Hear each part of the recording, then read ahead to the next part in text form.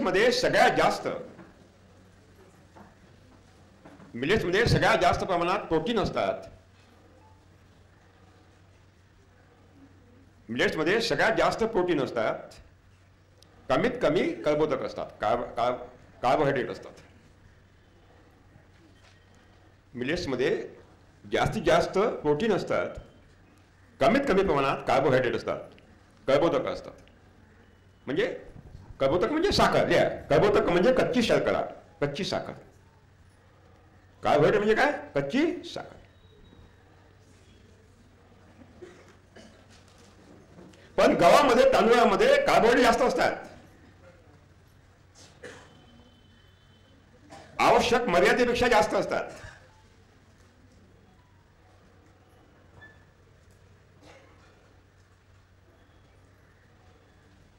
म्हणून गहू तांदूळ खाल्ल्यानंतर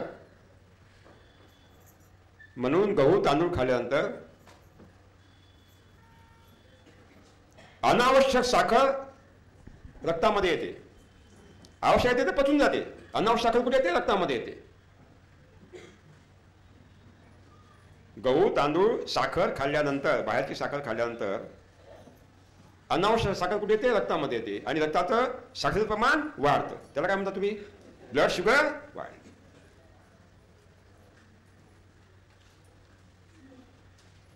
आणि या ब्लड शुगरला नियंत्रित करण्यासाठी इन्सुलिनची निर्मिती कोण करतं? पॅनक्रिया करतं, स्वादुपिंड करतं.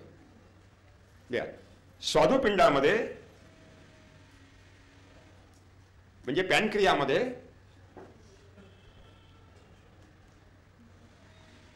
शाकाहारी भोजनामधून जी साखर आपल्या शरीरात जाते, शाकाहारी भोजनामधून जी साखर आपल्या शरीरात जाते,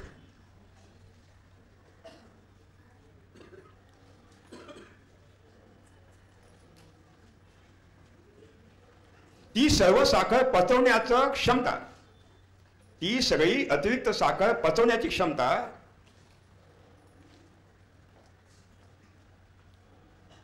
स्वादुपिंडाने सोडलेल्या इन्सुलिन मध्ये असते. स्वादुपिंडाने म्हणजे पॅनक्रियाने स्थगित केलेल्या इन्सुलिन मध्ये असते.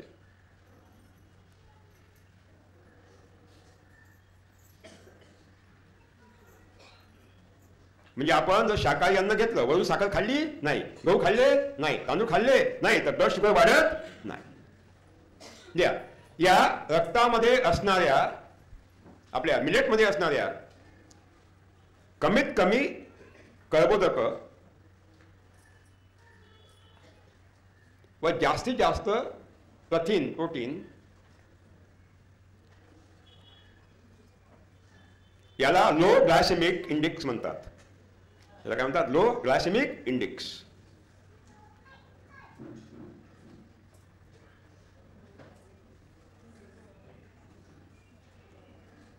आणि म्हणून मिलेट खाल्ल्यावर रक्तातली साखर वाढत नाही. मिलेट खाल्ल्यानंतर ब्लड शुगर वाढत नाही आणि मधुमेह होत नाही, डायबिटीस होत नाही. निश्चित आहे, निश्चित 100% होत.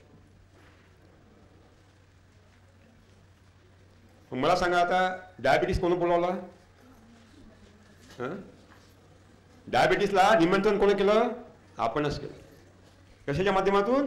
हे बाहेरची साखर खाऊन, गहू खाऊन, तांदूळ खाऊन, आहे ना, मिठाया खाऊन, हे सगळं आपणच केलं. म्हणजे डायबिटीस व्हायचा नसेल तर काय बंद केलं पाहिजे? डायबिटीस जर व्हायचा नसेल तर मिठाया खाल्ल्या पाहिजे, बुक्की भरून साखर खाल्ली पाहिजे आणि साखर पेरणी केली पाहिजे बोलण्यातून. We are responsible for diabetes and cancer, heart attack. We are responsible. आपल्या हातात आहे मौल्यांनो, आपल्या हातात. लिहा, कॅन्सर होण्याचे 4 कारण आहेत.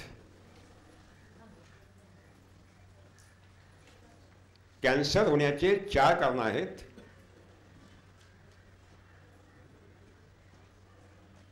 एक, प्रतिकार शक्ती कमजोर होणे. ईश्वराने दिलेली प्रतिकार शक्ती कमजोर होणे. innate immunity which is given by the God, that become weak. पहिलं कारण. दुसरं कारण, आपल्या रक्तातली साखर वाढणे. अतिरिक्त ब्लड शुगर आणि कॅन्सरचा अगदी जवळचा संबंध आहे.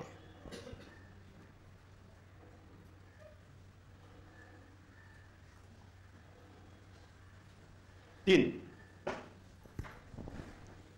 कॅन्सर होणारं गुणतत्व जिन, जन्नुक. काय म्हणतात तुम्ही पुण्यात? जिनला काय म्हणतात? जन्नुकाला काय म्हणतात? जन्नुक. कॅन्सर होणारं जन्नुक ईश्वरानं आपल्याला दिलेलं आहे. कॅन्सर होणारं जन्नुक ईश्वरानं दिलेलं आहे. त्याचं नाव आहे ऑन्कोजिन. काय नाव आहे? ऑन्कोजिन. ऑन्कोजिन म्हणजे प्रत्येकाच्या शरीरामधील पेशीमध्ये जे गुणसूत्र आहेत त्याच्यामध्ये हा ऑन्कोजिन असतोच असतो. प्रत्येकाच्या इथं बसलेल्या प्रत्येकाच्या असतो, कारण तो ईश्वराने दिलेला आहे. लिहा. पण जेव्हा हा ऑन्कोजिन झोपलेला असतो, निद्रिस्त असतो, सुप्तावस्थेत असतो, इन डॉर्मन्सी, रेसेसिव्ह, जेव्हा ऑन्कोजिन सुप्त अवस्थेत असतो, निद्रिस्त असतो, तेव्हा मानवाला कॅन्सर होत नाही. when it becomes recessive, nobody can suffer by the cancer.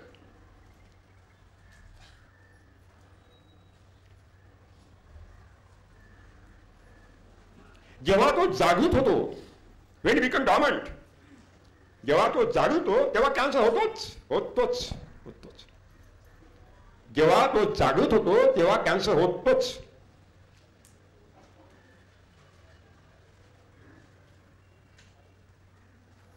या ऑन्कोजिनला जागृत करण्याचं काम,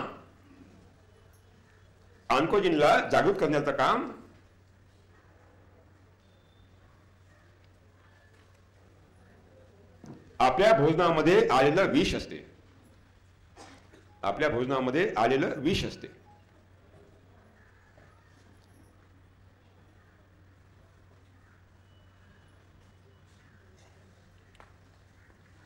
आता आपल्या भोजनात विष कसं जाते लिहू नका, सांगतो मी.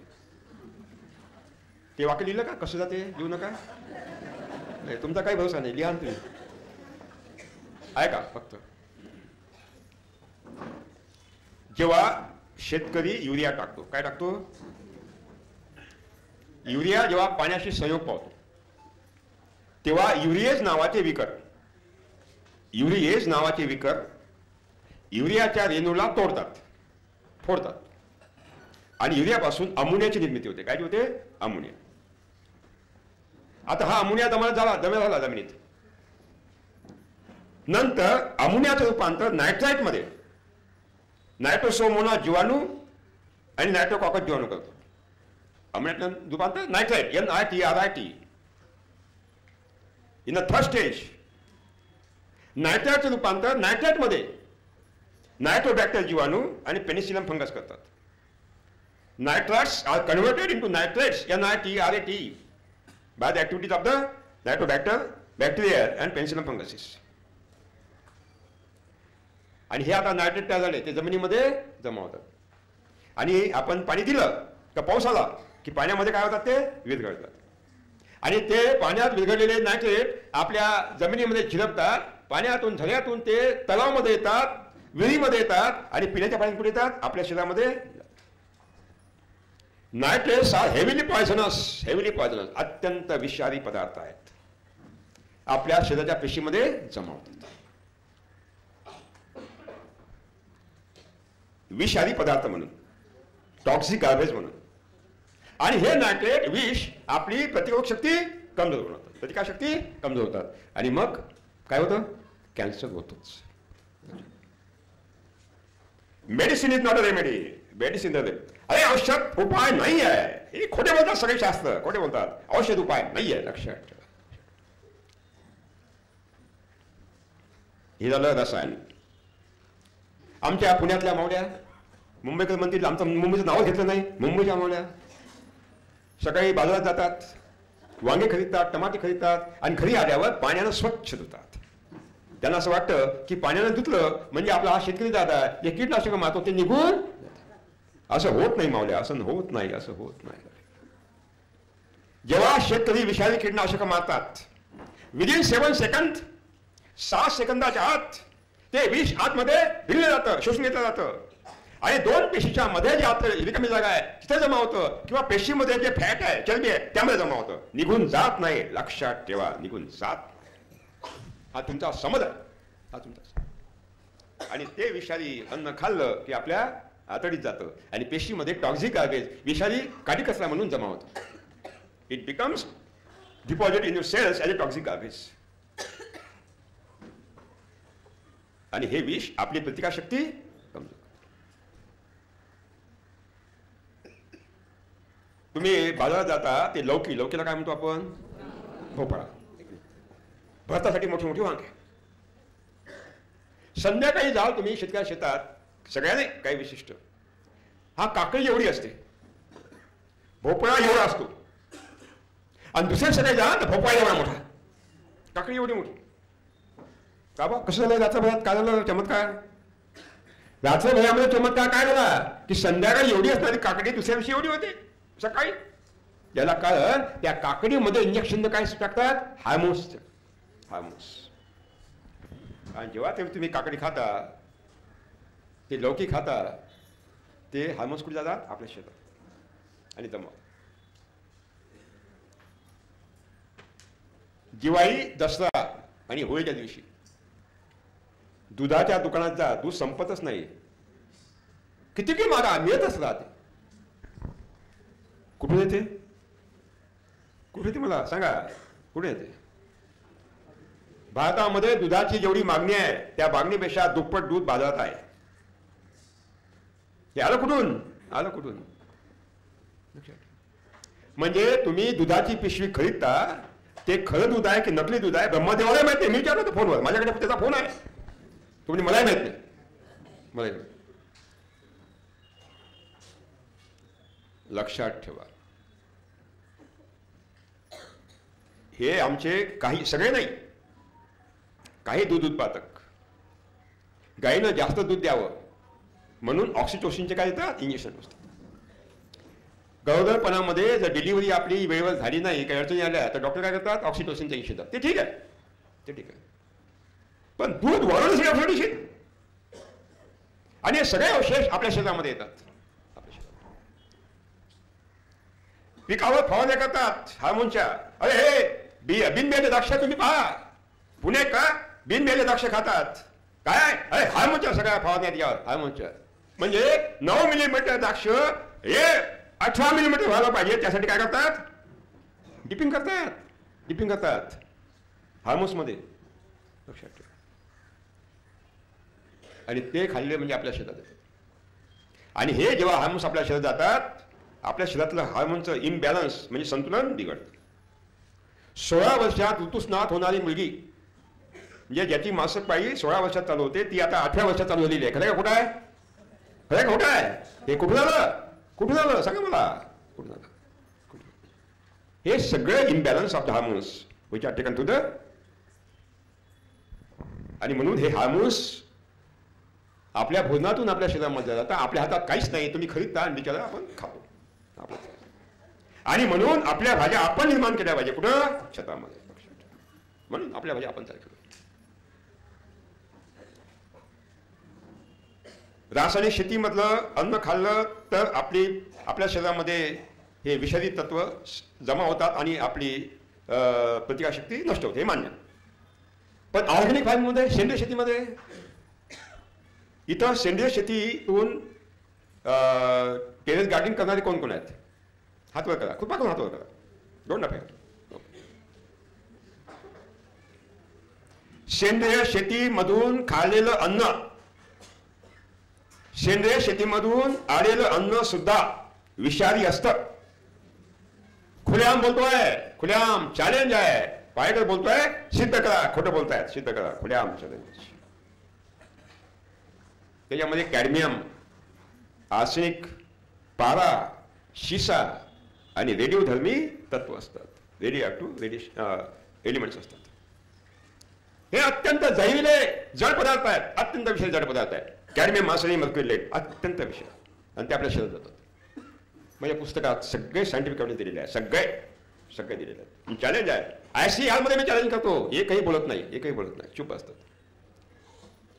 Because it is science, fruit science. आणि म्हणून मावळ्यांनो,